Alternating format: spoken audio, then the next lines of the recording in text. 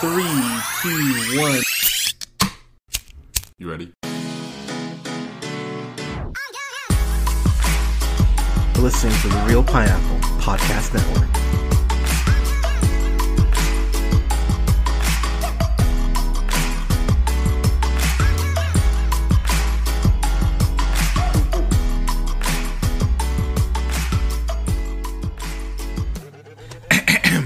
Good evening, ladies, gentlemen, theys, and gays. This is the Real Pineapple. This is your humble host, Hunter, here. Hope you're having a great day, night, weekend, whenever you're checking this out. I've got a review for the latest crime drama, American Murderer, which is directed by, and written by as well, Matthew Gentile, who actually did a short of this movie back in 2019, I want to say. So here's what's interesting right out the box about this movie. I like a good crime drama. I like stuff like The Town, even something like Street Kings, as cheesy as it is. I dig on Street Kings even. End of Watch, stuff like, stuff in that vein. And what I really like about this in particular is you have someone in Tom Pelphrey who's playing Jason Derek Brown. This is based on a true story, which I, honest to God, didn't even know that this guy existed, which was kind of insane to realize. But Tom Pelphrey, you know from Iron Fist, playing Ward, he's such a great scumbag on there. But you know him from Iron Fist, Banshee playing Kurt Buckner, and then most recently Ozark in playing Ben Davis. Actually, also one of the best parts in Mank, if you saw that back in 2020. But he's playing Jason Derek Brown, and this movie takes place back in November of 2004. So we're in the middle of the George W. Bush era as president. And what I like about the fact that this is based on a true story and that's set during that time is that you can see how relevant, unfortunately, the morals or the themes of the film still are today. And I'll get into that here in just a second. But long story short, Jason Derek Brown, he's a fucking con man. And he feels like a 2-bit con man at first. When the film opens up, he's at this, this shady ass pawn shop. So I guess because just at a pawn shop, but he's at a pawn shop and he's trying to pawn off this necklace, a watch. And I think a watch and necklace. And we just open up there and he's talking to the guy and he kind of goes like, I'll give you 1,000 for it. And then Jason just starts breaking down, talking about how this was my mom's who had cancer and we lost my dad. And he's putting on the tears and you're sitting there going, all right, this really isn't relevant to the shit you're trying to sell. And the way that we see Jason's manipulation so early on, it's something that makes you just go, oh wow, you're a scumbag. You're not just a con man, you're truly a scumbag. And as the film goes on, what I love about Matthew Gentile's direction and writing here is that the movie does just enough to make you think he's learning. You know what I mean? Where, it's the whole boy who cried wolf thing. There are so many points where he's trying to get money from people or he's conning people.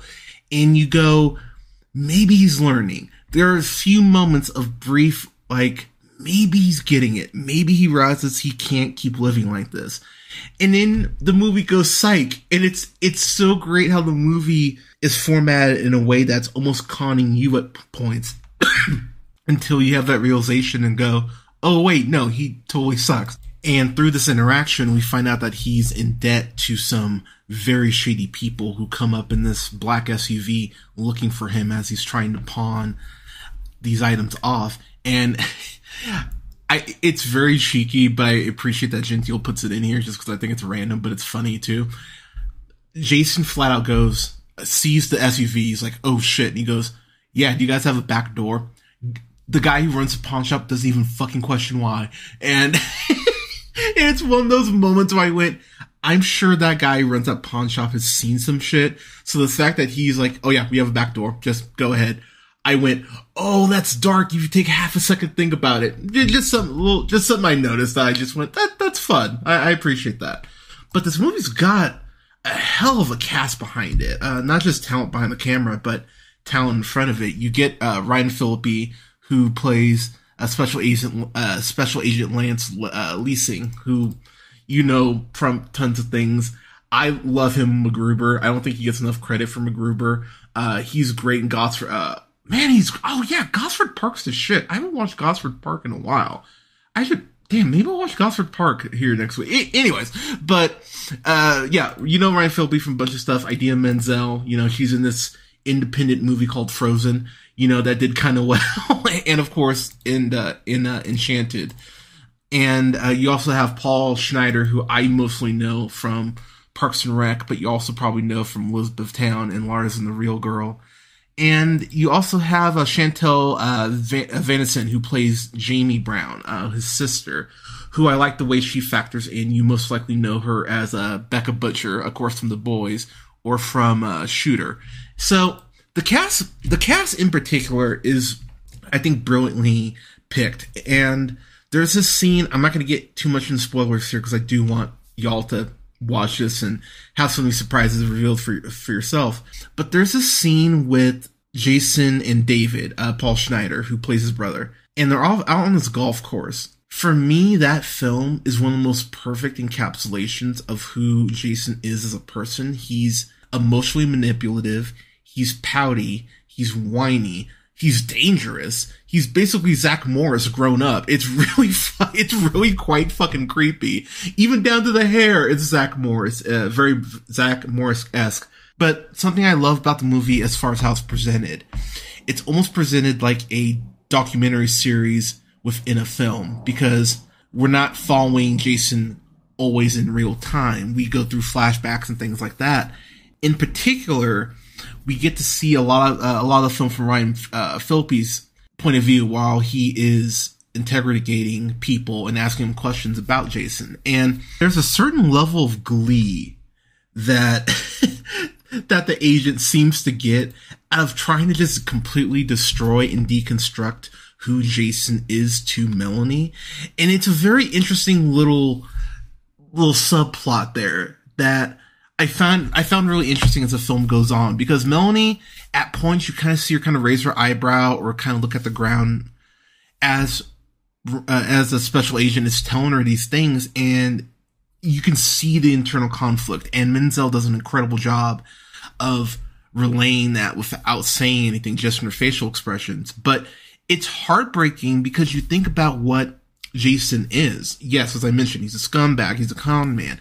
But he's not that to everyone. He's a son. He's a brother. He's a lover. He's a surrogate stepdad. And it's really interesting how you see how, even though he's a total piece of crap, these other people can't see that because they've never seen that side of him.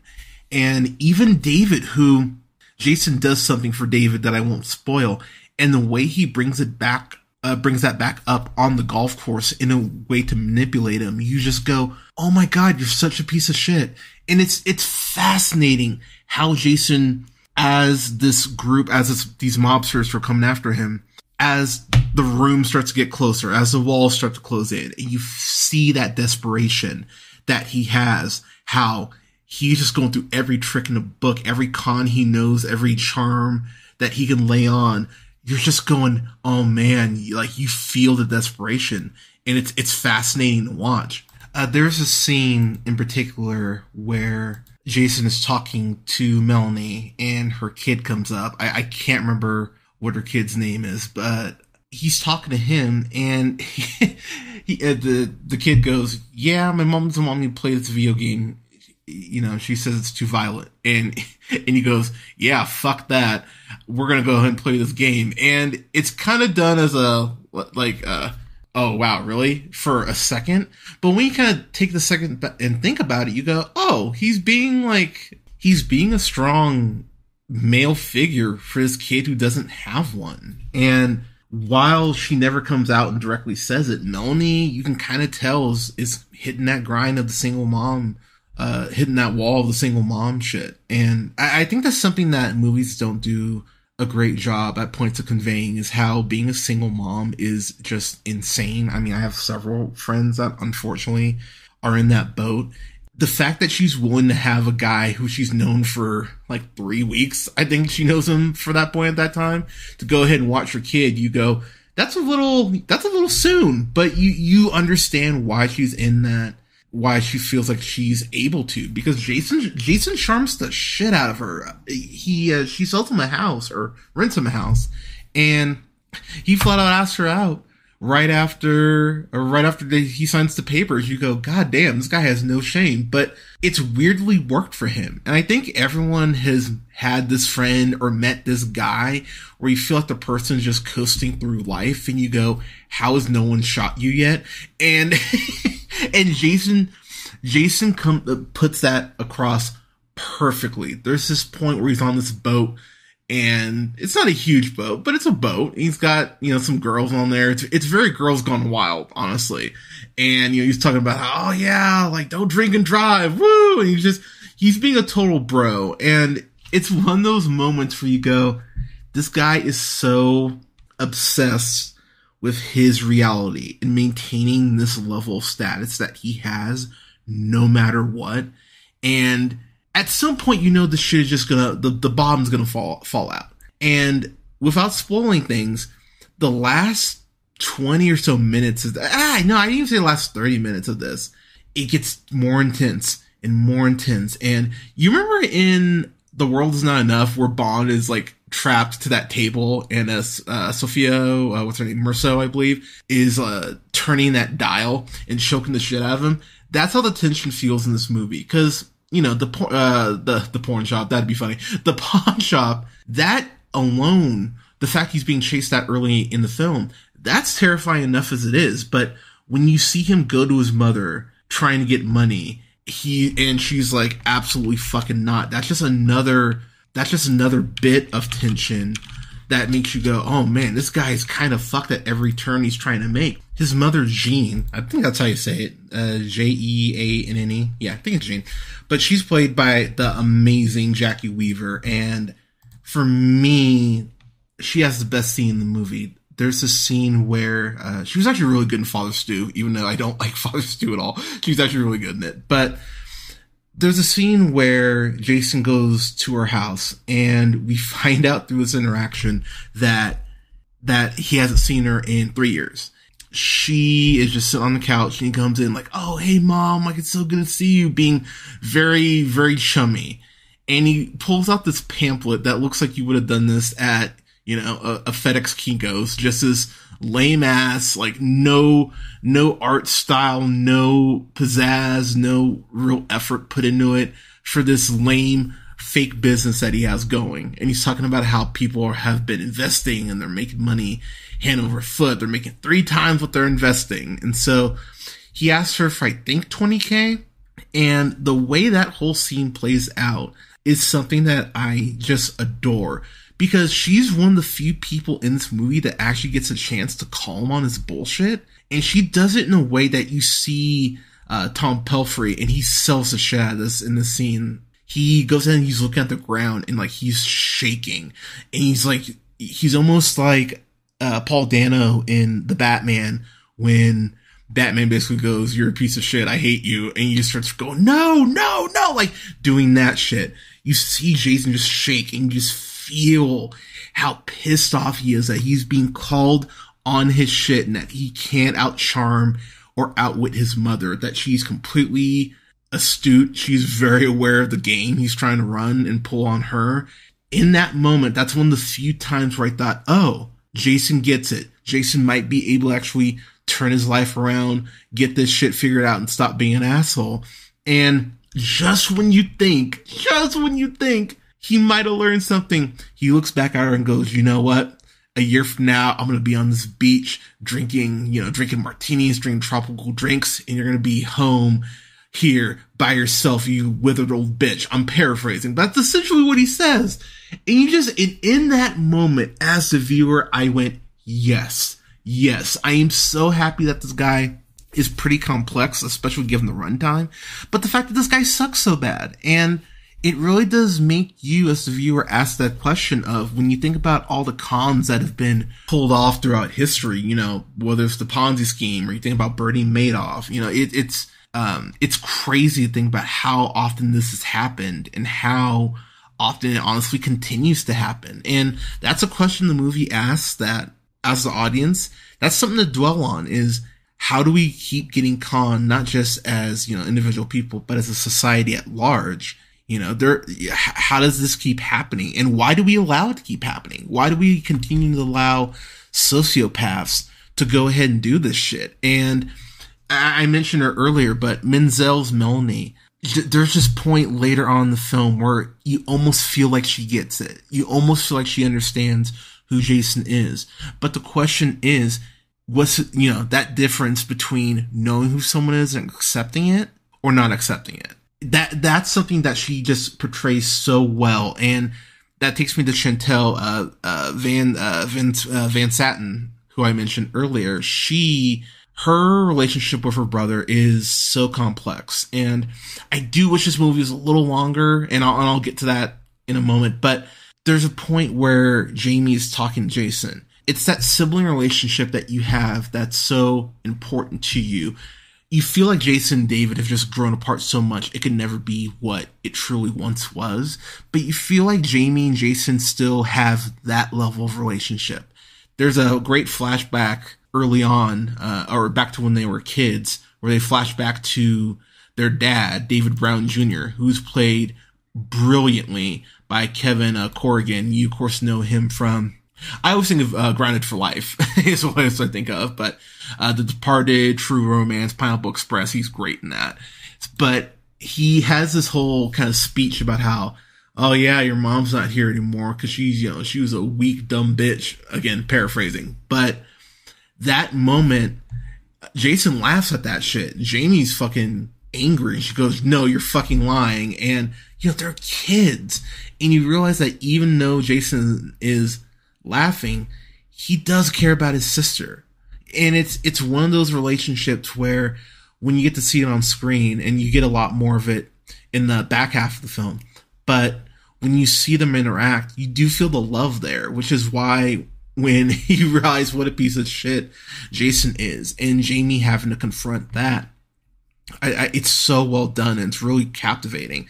My really only real complaint is I really do wish it was longer. I think at 2 hours, this actually probably would have flowed a little better. Actually, now that I say it out loud, I know Matthew did a short on this, and, not to expand it into a movie. I think a miniseries of this, like a 6-episode miniseries to really flesh the characters out, would be captivating. I wouldn't change anything casting wise, but considering this movie is under 2 hours, it's like an hour 30. Okay, yeah, no, it's under 2 hours. It's an hour 44. I think at like a 2 hour, 10-minute runtime of this, we could have gotten some more of Jason as a kid. I would have liked to learn a little more about Lance Lessing as well, the special agent, because he has a very Russell Crowe quality to him from American Gangster.